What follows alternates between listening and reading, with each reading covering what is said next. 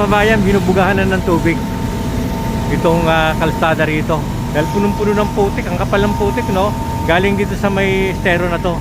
Kasi habang kinukuha ng backhoe yung mga basura pasampa sa may truck, yan nalalaglag yung mga putik dito. Kaya ito, binubugahan nila ng tubig ngayon, no? Para malinis na kasi madulas yung kalsada, mga kababayan.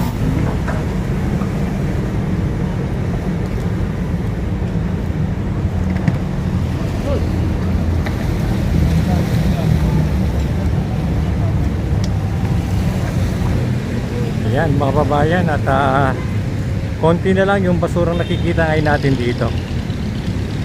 Di kayo ng huling update natin ay talagang grabe, napakaraming basura, no?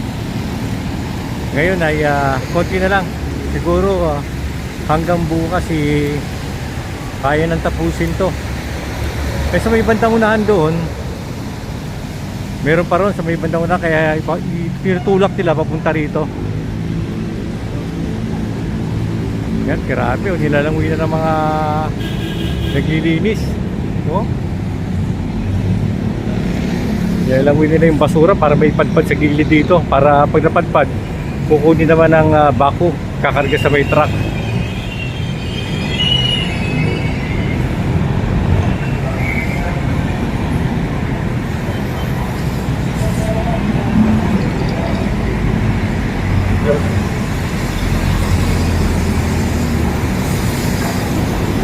Grabe, kaya mga babae, ingat tayo, no? Sa pagkatapon ng basura. Kasi isipin na natin, medyo kala natin maliit na bagay lang. Pero pag naiipon yan, dumarami ito, mga maliliit na bagay ito, maliliit na mga durog na styro, mga takip na mga plastic bottle, maliliit na bagay lang. Pero kita mo naman natin, naiipon.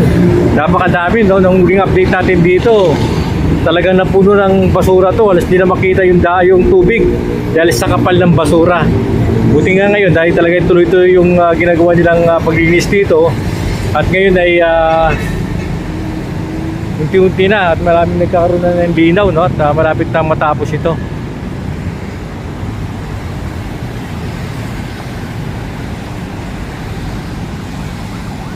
Ayan.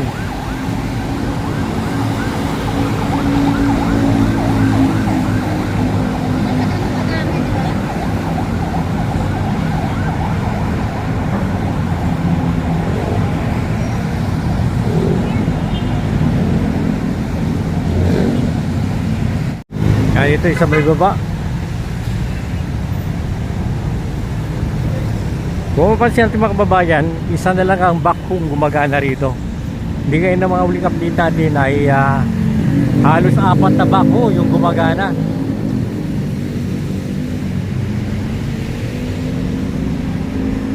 Ito isa na lang, oh. Ito na lang.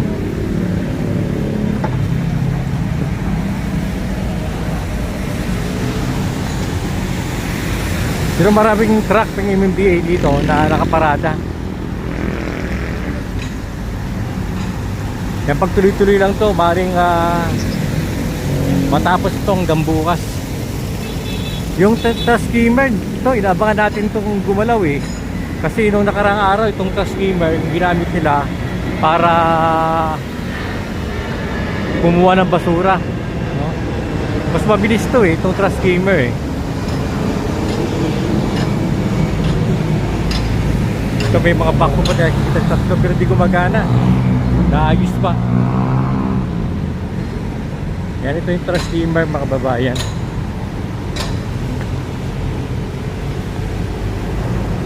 Yan. Yung ibang mga basura sa may dulo pa. Meron tayong nakikitang trash bomb, sa may bandang unahan, yung kulay dilaw na yon. Hinaharang niya yung basura para di papadpad dito. Doon pa lang pwede nang kunin, no, sa may bandang unahan doon. Sa may Jokno Boulevard, sa may tulay. Yan, malapit sa may SNR.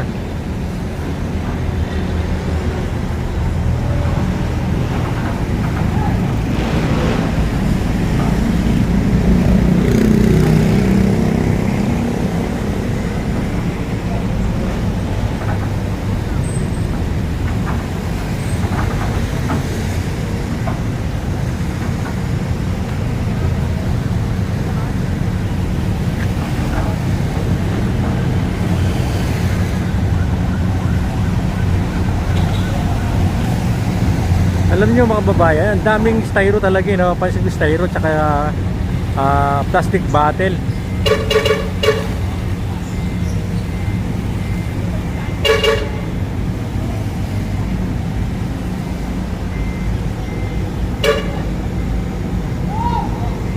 Yan at konti na lang mga babayan, no?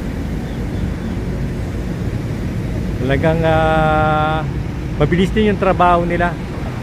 Halos 5 days, no, na tinatrabaho nila to. Ngayon medyo nakikita natin yung tubig na. Kasi dati hindi nakikita yung tubig, yung sa kapal ng basura eh.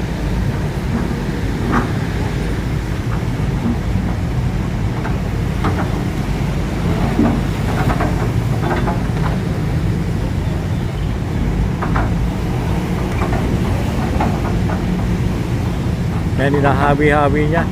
Pinagsasama-sama niya. Para pag dakot niya, yan, kuha agad. May mga kawayan eh. Ito mga kawayan to mga babayan. Sigurado to sa mga mangingisda to, sa mga fishpen, ano? Sa mga fishpen.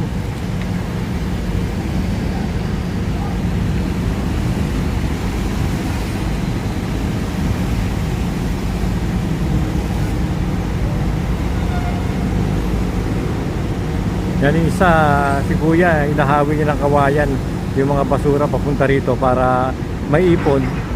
Tapos dadakutin itong bako na to para madaling dakutin.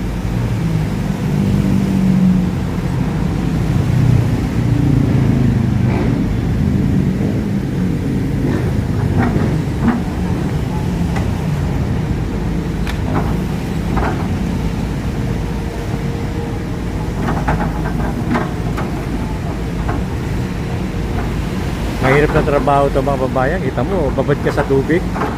Ba, nakalublob ka rito. Isipin, tubig na yan. Di natin masasabi kung malinis yan o madumi, di ba? Sigurado, madumi to. Siyempre, pangabasura eh. Pero talagang makikita po natin, talagang yung ibang mga babae natin, talagang siyempre, trabaho. Pero malaking tulong sila mga babayan, ha. Yan, may bako tayo nakikita bagong dating, oh. Sa unahan. Yan, umambon na. Bilang lumalakas na yung ulan.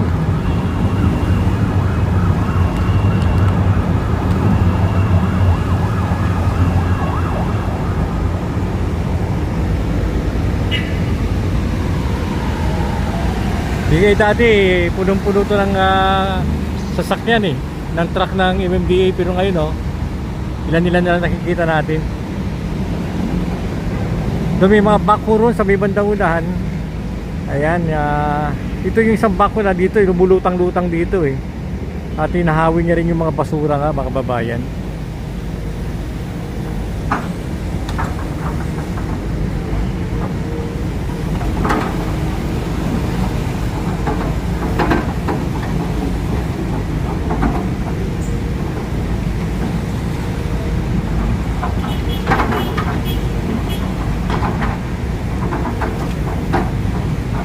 Babayan, binubugahan na ng tubig itong kalsada rito dahil punong-puno ng putik, ang kapal ng putik, no? Galing dito sa may estero na to kasi habang kinukuha ng backhoe yung mga basura pasampa sa may truck, yan nalalaglag yung mga putik dito. Kaya ito, binubugahan nila ng tubig ngayon, no? Para malinis na kasi madulas yung kalsada mga babayan. Yan, ito yung ano ng Paranaque. Sa ngayon ay medyo maaga pa tayo, no? At wala pang gumagawa. Wala pang naglilinis mismo sa estero. Kaya ang tambay na tayo mga babayan, maya konti i-update natin yung mangyaring kaganapan dito sa may lugar ng Baclaran, Paranaque.